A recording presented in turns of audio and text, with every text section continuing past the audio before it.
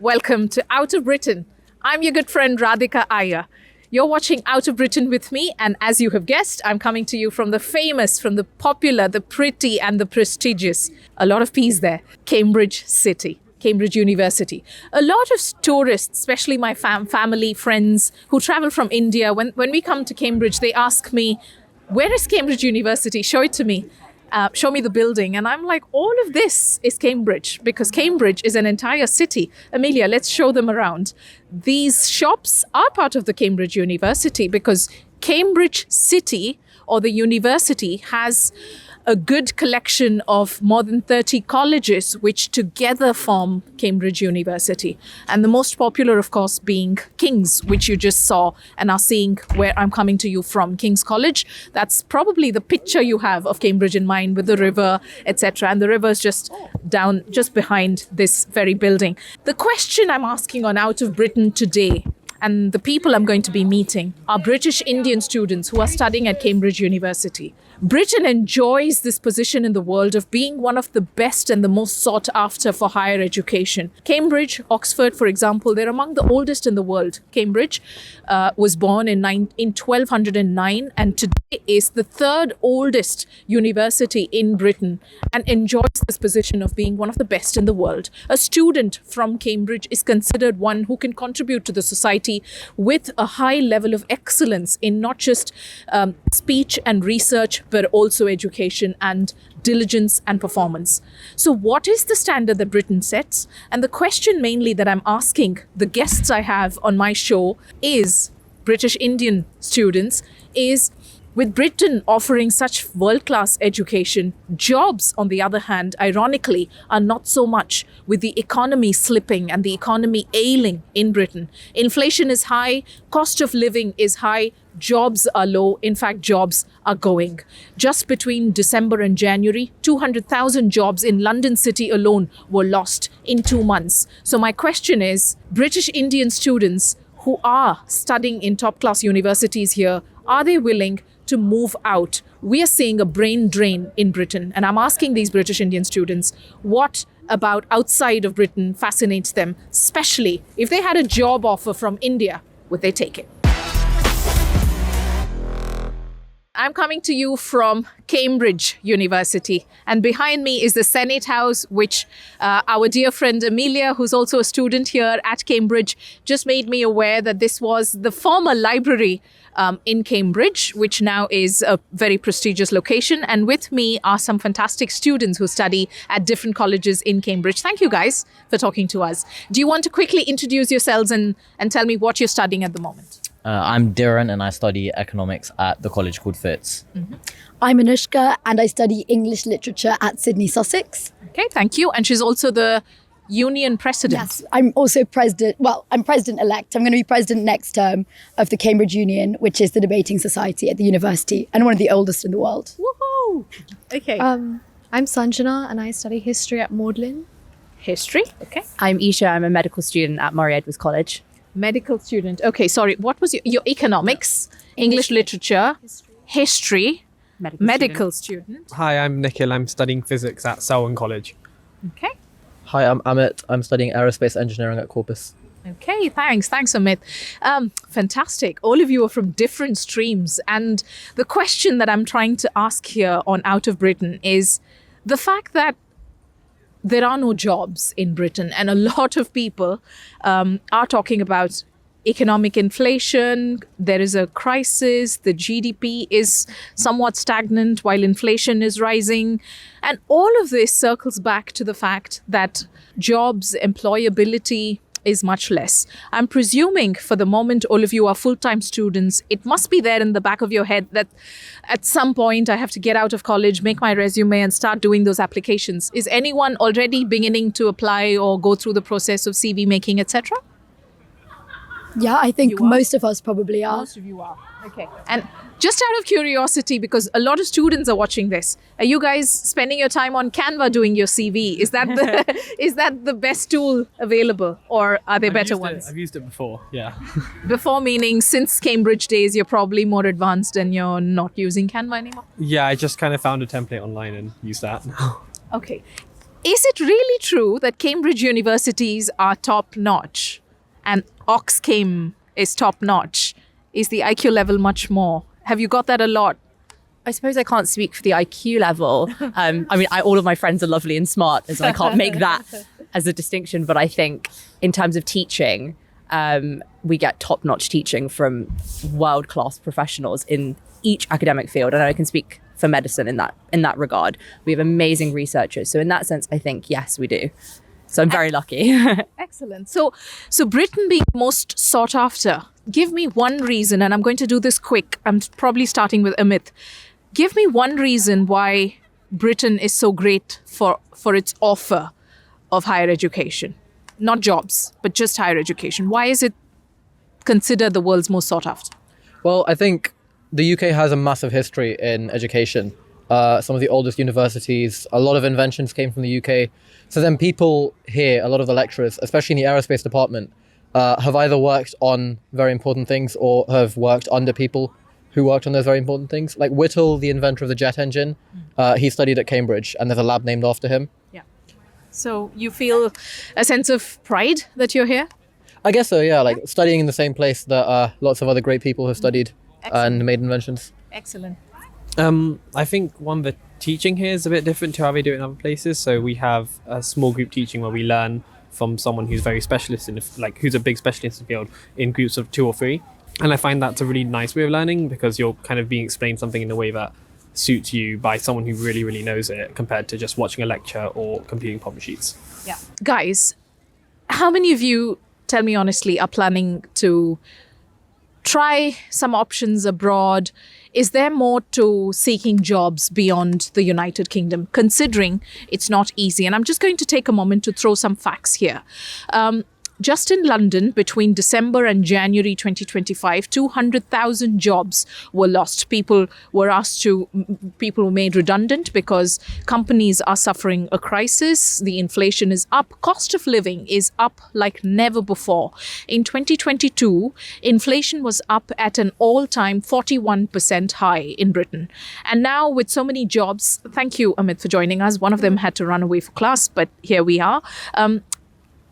There was such a crisis in 2022, just post-COVID, but it began way before, during Brexit, after Britain had come out of the 2008 and 2009 recession.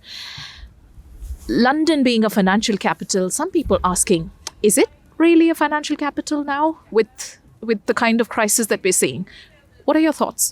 I think for a lot of people in Cambridge, like knowing that it's a really good university, America's a big option. So I know for medicine as well, the NHS isn't that great at like jobs and stuff. But for a lot of people, like for me, the tech sector, for example, is much bigger in America.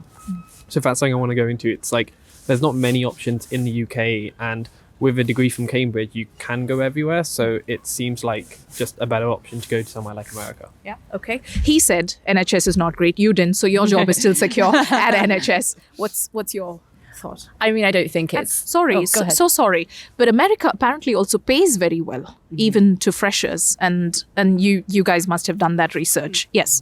I don't think I'm saying anything wrong in saying the NHS needs a restructure. And I think everyone's talking about that. Which is why I think opportunities abroad are very desirable. I talk to a lot of students and their first port of call might be, let me take the USMLE and let me study in America because my pay will be better. Let me go and work in Australia because I can potentially have a 4-day week where I'm earning a better salary.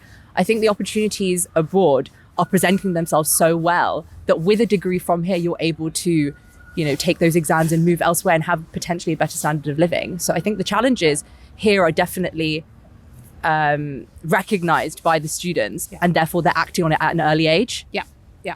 By preparing themselves even further. Let's come closer so you are in frame. Are you agreeing with this viewpoint, or are you saying, yes, it's bad. Every country goes through economic challenges, and Britain has seen in the past that it was able to revive through recession, and London being London will never really come down or can never really lose its tag of being one of the serious financial capitals, etc.? Or are you saying, why not, as students, why not keep our options open and look beyond Britain with so many people, so many students choosing to work abroad for a variety of reasons?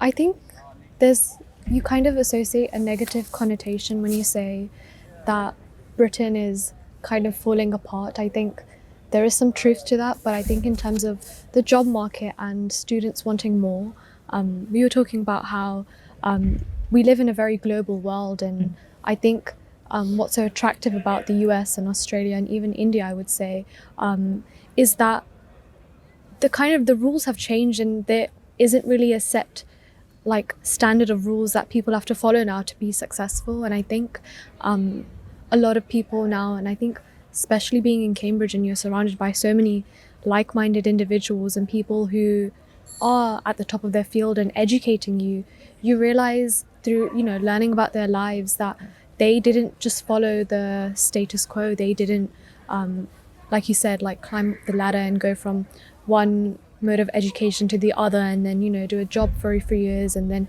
kind of figure it out as you go. I think the whole point of the 21st century in Britain today is to take risks, and I think that risk doesn't really mean that you have to limit yourself to a country. I think it's about exploring the unlimited possibilities that these very either emerging economies like, you know, the global south offer, but also using these very established